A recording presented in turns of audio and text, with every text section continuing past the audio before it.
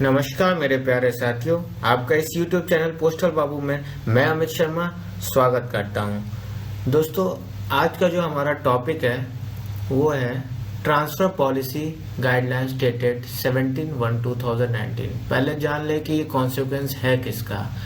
आपको मालूम होगा कि ट्रांसफ़र पॉलिसी गाइडलाइंस डेटेड 17/1/2019 जो कि 31 दिसंबर 2021 को संचार मंत्रालय ने एक नोटिफिकेशन जारी किया था जो कि 17 पेज के थे। उसमें उन्होंने ट्रांसफ़र पॉलिसी इतनी इजी बताई। उन्होंने ये बताया कि हाँ, महीने महीने अब हम लोग ट्रांसफ़र के लिए अप्लाई कर सकते हैं। महीने महीने एक प्रायोरिटी लिस्ट तय होगी, उसके अकॉर्डिंग होगा। जो फिजिकली हैंडीकैप्ड हैं उनको प्रेफरेंसेस मिलेंगे। जिनके स्पेशल केसेस हैं, जो कि जिनके फादर्स गार्जियंस अगर टर्मिनल इलनेस से जूझ रहे हैं तो उनको प्रेफरेंसेस मिलेंगे। ऐसे कई सारे उन्होंने बातें बताई जो कि एक ऑफिशियल जो कि ट्रांसफ़र सीख कर रहा है उसके फेवर में था। लेकिन पोस्टल सर्कल्स कुछ हैं जिन्होंने 17 पेज के इस नोटिफिकेशन में कुछ ऐसे ऐसे डाउट्स पूछे हैं जिनका जो क्लैरिफिकेशन है वो इस नोटिफिकेशन के द्वारा समझाया जा रहा है। अब हम लोग देखते हैं पहला क्लैरिफिकेशन है क्या। पहला क्वेरी जो है वो ये है कि para 3A10 of transfer guidelines have been modified to bring down eligibility for transfer from 2 years to 1 year. However, para 3A1 of transfer guidelines have not been modified, which provides that as a general rule, an official shall not be transferred from one unit to another, either within the same circle or to another circle, unless he has completed probation period satisfactorily. दोस्तों, transfer guidelines जो है, transfer guidelines में एक para 3A10 है, एक para 3A1 है। Para 3A10 तो modified कर दिया गया जिसमें ये कह दिया गया कि अब 2 साल वेट नहीं करना है। 2 साल आपकी एलिजिबिलिटी क्राइटेरिया में नहीं आता। अब आप 1 ईयर के बाद भी रूल 38 के लिए अप्लाई कर सकते हैं। हालांकि उन्होंने 3A का फर्स्ट मॉडिफाइड नहीं किया, जिसमें ये बात लिखा हुआ है कि एज अ जनरल रूल, एक जनरल रूल के हिसाब से एक ऑफिशियल को तब तक ट्रांसफर नहीं किया जा सकता है उसकी यूनिट से, चाहे वो इंटर सर्कल हो या इंट्रा सर्कल हो, जब तक उसने एक अपनी पीपी पीरियड सेटिस्फैक्टरली कंप्लीट ना की हो। अब इसके डीओपी ने क्लैरिफिकेशन क्या दिया। डीओपी ने क्लैरिफिकेशन ये दे दिया कि service eligibility as provided under para 3A10 of transfer guidelines for transfer under rule 38 has been reduced to 1 year। उन्होंने ये कह दिया है कि पैरा 3A10 है जो ट्रांसफर गाइडलाइंस के, उसके अकॉर्डिंग रूल 38 के लिए अब जो eligibility criteria after 1 year you can apply, आप अप्लाई कर सकते हो, कोई दिक्कत नहीं है। Para 3A first of the transfer guidelines में be treated as modified in line with para 3A10। और जो पैरा 3A1 हो, 3A1 है, उसको पैरा 3A10 के अकॉर्डिंग ही उसको मॉडिफाइड ट्रीट माना जाए। इसका मतलब सीधा सा ये बनता है कि आफ्टर 1 year पीपी आपका कंप्लीट हो या ना हो, कोई स्पेशल केस ऐसा लग जाए कि हाँ कुछ दिक्कत अगर ना आए तो 1 साल में आप ट्रांसफर के लिए आप तो अप्लाई कर सकते हैं, कोई दिक्कत की बात नहीं है। You can apply after 1 year, after completion of 1 year any official can apply if any time. ठीक है। सेकेंड जो इसमें क्वेरी है आपका, whether mode of recruitment and category be observe for intra circle mutual transfer of PS है।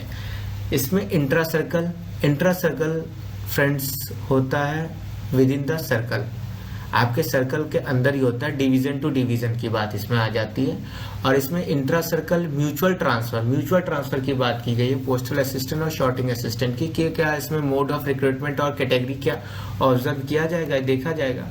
तो DOP ने क्या इसमें अपना जवाब दिया है। उन्होंने ये क्या है, consequent upon maintenance of reservation roster of PSA at circle level, mode of recruitment category to which an employee belongs need not be observe for intra circle transfer of PSA either on mutual basis और otherwise. ठीक है।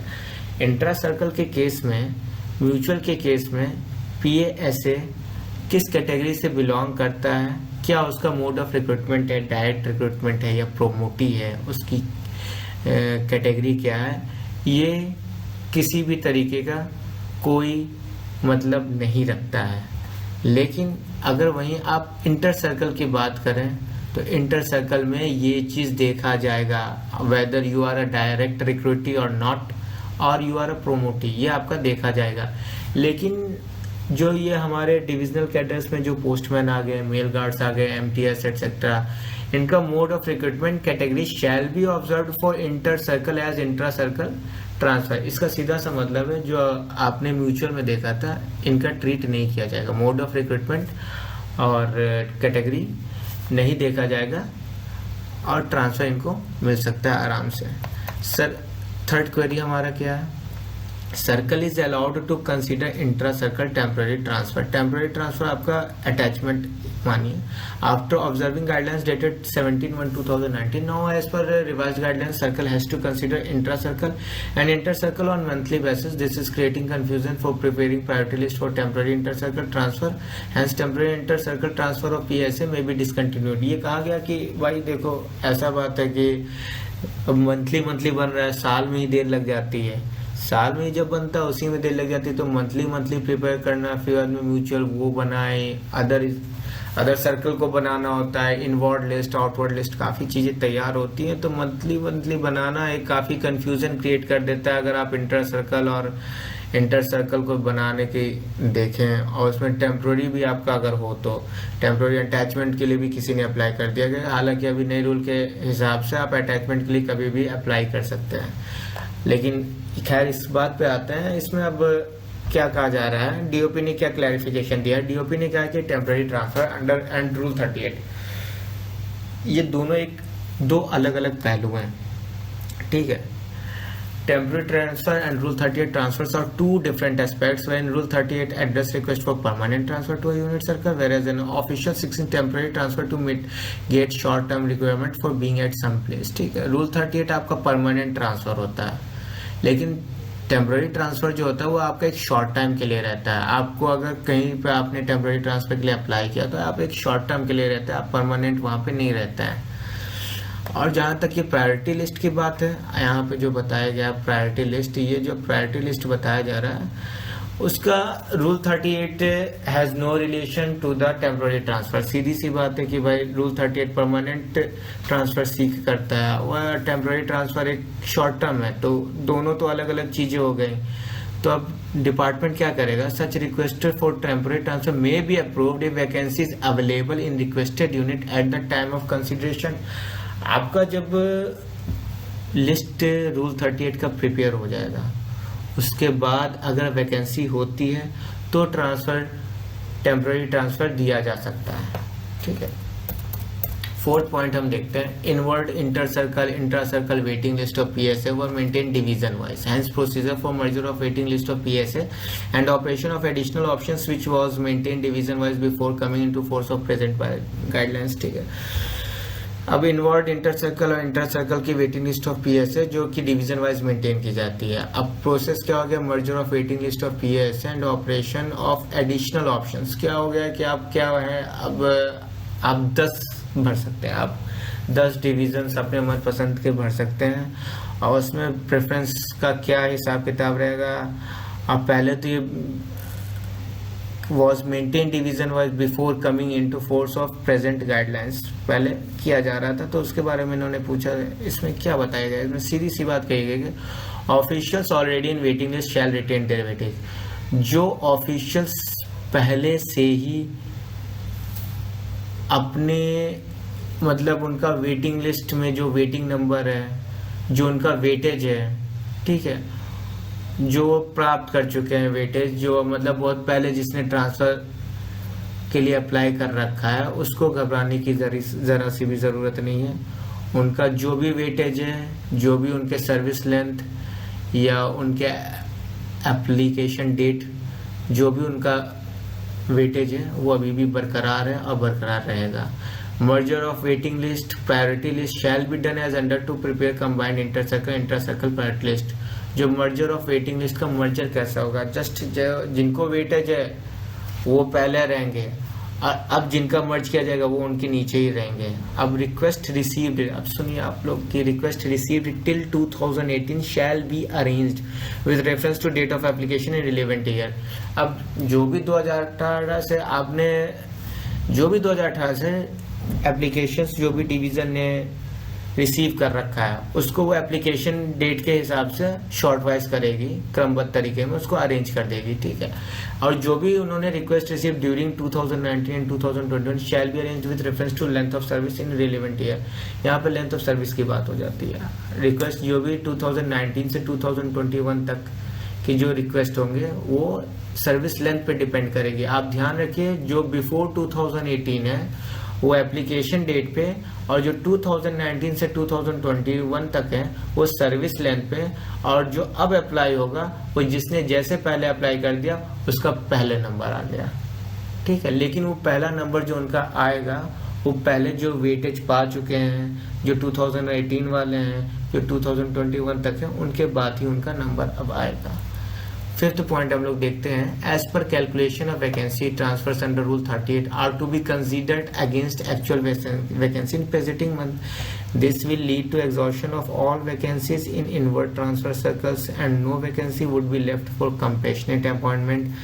5% of DR and sports quota 5% of DR।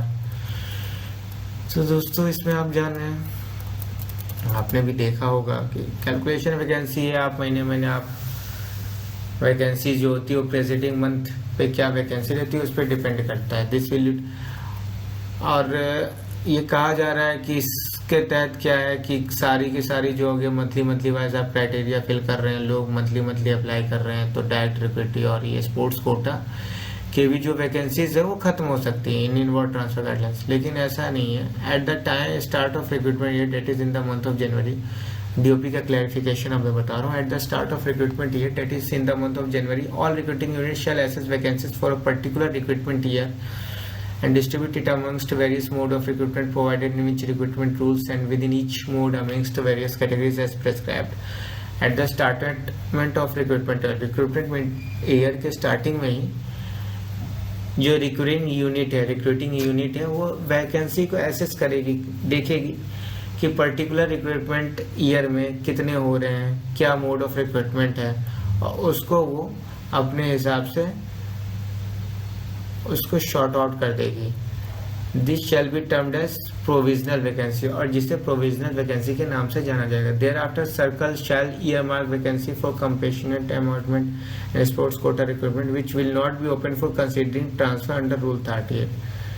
There after circles shall remark vacancy for compassionate appointment, उसके बाद जो circles होंगी वो vacancies को earmark करेंगी कि हाँ भाई वैकेंसीज इतनी है, और वो वैकेंसीज कभी भी ट्रांसफर अंडर रूल 38 में, ट्रांसफर के रूल 38 में कंसीडर नहीं होंगी।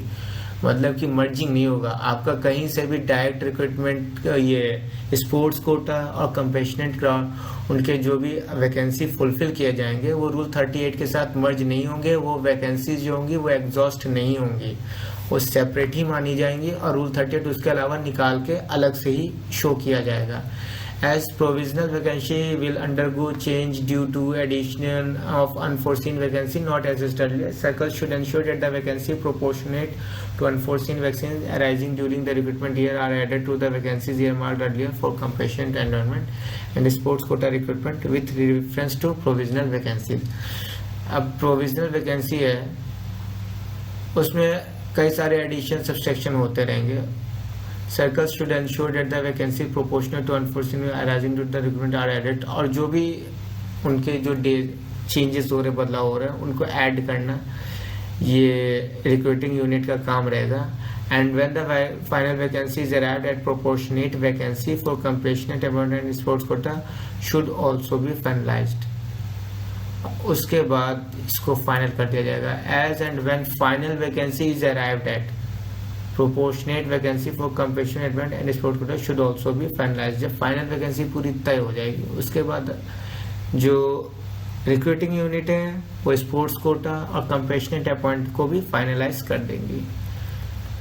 तो दोस्तों आज हम लोगों ने ये ट्रांसफर पॉलिसी के गाइडलाइंस के क्लैरिफिकेशंस के बारे में जाना। आपको मेरा यूट्यूब चैनल पोस्टल बाबू अगर अच्छा लगा हो, आपको इनसे कुछ सीखने को मिला हो या कुछ ऐसी बात पता चली हो जो आपको पहले पता ना हो, तो इसे कृपया लाइक और सब्सक्राइब करें। जय हिंद, धन्यवाद।